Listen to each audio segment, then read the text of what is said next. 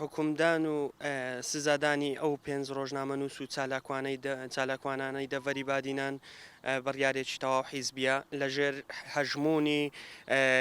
حیزبێکی تۆتالیتار لەم سنوورە ئەم بڕیارە دەرکراوە و پێش دادگا و دادوەرەکانیش بڕیار لە چارەنووسی ئەو پێنج ڕۆژنامە نووس و چالاکوانەی دەڤەری بادیناندرا بۆیە ینی گرنگە لێرەدا هەموو لایەنە سیاسەکان و ڕۆژنامەوان و چالاکوانەکان و کۆمەلگای مەدەنیش بەجددی بێتە سەرخەت بۆ ئەوەی لە دادگای تەمیزارێکی تر بڕیاری هەڵوەشانەوەی ئەم بڕیارە بدرێت و ئەوەی لێرەدا گرنگە بەڕاستی لەو چەند ڕۆژەی دوایی کە لە ناو خودی با بڵین پارتی و بنەماڵی بارزانیش زۆرێک لە بیر و ڕای جیاواز دروست بووە بنمونە سەرۆکی هەرێم و هەم کاکەت هەم بارزانیش داوایان کردووە کە پێداچوونەوە بەو بڕیارەدا بکرێت کەمە خۆی لە خۆیدا دان پێدانانە بەوەی کە ئەم بڕیارە لە ژێر هەژمونی با بڵێن سەرۆکێکی تۆتالیتار یان دەسەڵاتێکی تۆتالیتار لەم سنوورە بەسەر ئەو پێنج چالاکوان و ڕۆژنامە نووسەدا سەپێنراوە و ئەوەی گرنگتریشە ئەوەیە کە کۆنسوڵ و دیبلۆماتکارەکانی وڵاتان وەک ئەوەی کە ئێستا هاتوونەتە سەرخەت بە هەماشەوە بەردەوام بن لەسەر چاودێریکردنی ئەم کەیسا چونکە ئەم کەیسا پرسێکە پەیوەندی بە تەواوی کۆمەلگاوە هەیە تەواوی کۆمەلگا و وڵاتانیشی بەخۆیەوە سەرقاڵ کردووە بۆیە هیوادارم لە دادگای تەمیزارێکتر بڕیاری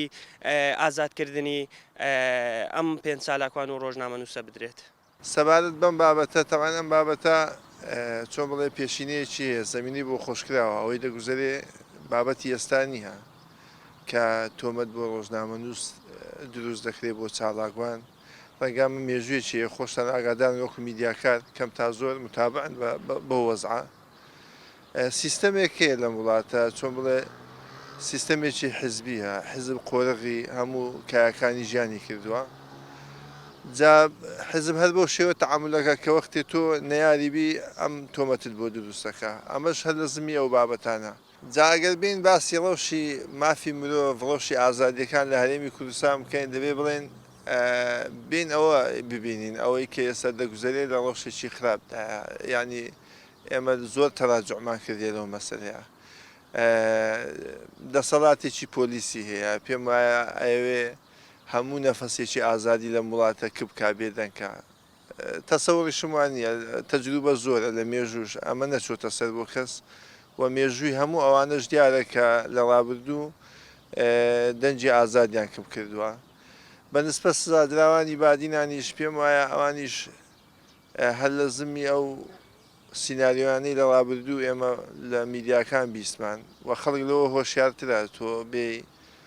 فلم دروستکەی و سیناریۆ دروستکەی بۆی خەڵک ئیلتیام بکەی لەسەر بابەتی سیخۆڕیکردن جامت با لەم دەسەڵاتە بپرسم ئەم بەڕێزانەی کە گیراون با بڵێن تۆمەتبارن بەوەی کە سیخۆڕن پێم بڵێ کام فەرسەتیان هێشتۆتەوە بۆی من سیخۆڕ بم بۆ چیە سیخۆڕی بکەم بۆ تورکیا بە سەدان کیلۆمەتر لە ناو خاچێرەمی کوردستانە و تەڵاتێنەکە بۆ ئیران ئەمیش بە هەمان شێوە جا لەم هەرێمە سەدان بارەگای میت و ئیتلاعات و ئەمانە هەیە ڕۆژانە ئیش خۆیان بە منەظەمی یەکەن هەرچی بیانوێ دەستیان دەکەوێ ڕەنگە لە خەڵکی پلە بارزیش بتوانن ئیسفادە بکەن جا بۆیە بابەتی سیخۆڕی بەر خەڵکی ئەوە ئاسایی ناکەوێت لەبەرەوەی ئەمان خۆیان بە منەظەمی سیخۆڕن و وڵات دەفرۆشن جاگەر لەم وڵاتە دادگا ئەمەدە سەر بەخۆیە و دەسەڵاتی دادوەری ئەوەندە بەهێزە حزب قۆرەقی نەکردووە لە ماوەی ڕابردوو دەیان و سەدان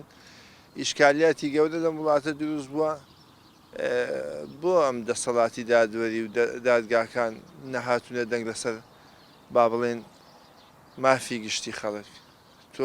برسیکردنی خەڵک سیخۆڕیە یعنی وەختی تۆ قوتی خەڵک دەبڕی ئەمە چ لێکدانەوەیشی بۆکرێ یعنی ئەمانە هەموو ئیشکالیەتن لە ماوەی حکومڕانی کوردی کە بەداخەوە ئێمە پێمان وا بوو کە بگەینە لە دوای ڕاپەڕین بگەینەوە ئازادی و ئارامی کە ئێمە دەمانوێت ئەتوانین خۆشتر بژین باشتر بیر بکەینەوە چۆن بڵێ نموزەجێکی جوان نیشانی وڵاتانی دنیا بدەین ئەم هەرێمە خەریکە ئەمانە ناشرینیەکەن کاکە لەم وڵاتە ئینسان کەرامەتیش چێندراوە پەروەردە لەو پەڕی خراپیدایە تەندروستی لەو پەڕی خراپیدایە یعنی هەموو سێکتەرەکانی خزمەت گوزاری لەو پەڕی وێرانیدایە تۆ ینی سەیرەکەی لە هەموو لای وڵاتە وێرانە ئەم بابەتە کە زەق دەکرێتەوە مەسەلەی سیخۆڕیکردنی کۆمەڵی چاڵاگوان لەسەر بابەتی میدیایی یان گروپێشی مێسەنجەر ئەمە شتی دروستکراوەیان خەڵک لەوە هۆشیارترە پێم وایە بەخۆیان دابستنەوە باشترە هێشتا تەسەوڕەکەم فرسەت مایە بۆی چۆن بڵێ نازانم دووبارە شتێکی دیکەمان نیشان بدەن یان بڵێ بە خۆداچوونەوەک بکەن ئێمەش دووبارە ئاش بینەوە لەگەڵ دەسەڵات چکە شەقام تووڕەیە لە دەسەڵات خەڵک تووڕەیە لە دەسەڵات بیرەوە دەکرێتەوەی تر ناو بنێرە ڕژێمێکی سەر کوردکاری کوردی ینی بەداخەوە ڕژێمێ دروست بێ بەرهەمی خوێنی شەیدان جا من باشتیشی دیکەش بڵێم هەر لەو ئاخیرە ئەگەر دادگاکان ئەوەندە ئازان و جەریئێن ئەی ئەو هەموو مستەشار و جاشەی کە سەردەمی ڕژێمی گۆڕبەگۆڕ دەیان پێشمەرگە و ماڵی تەنزیماتی خەڵکیان وێران کرد ئەی ئەمان بۆ دادگا لێپێچینەوە ناکە هەر لەو ڕۆژانەیەکی لە مستەشارەکان بردووە یەکێک لە گەورەترین هێزەکانی سەعای سیاسی کوردستان بەیان نامەی هاوخەمی ناردووە ئەڵێ یەکێک لە کادیرانمان بووە یەکێک لە فەرماندە بەهێزەکانمان بووە با بە ئەوان هەموو مستەشار و جاسوسەکان داڵدەیان داون بەشی زۆری هەموو بەعسیەکان ئێستا لە کوردستان دەژین لە هەرێمی کوردستان دەژین ئەمانە جاسوس نەبن ئەی مناڵ ئاژارەکانی بادینان بێن وەڵا سیخۆڕنەوە سیخۆڕی نەماوە بۆ کەس ئەوان بیکەن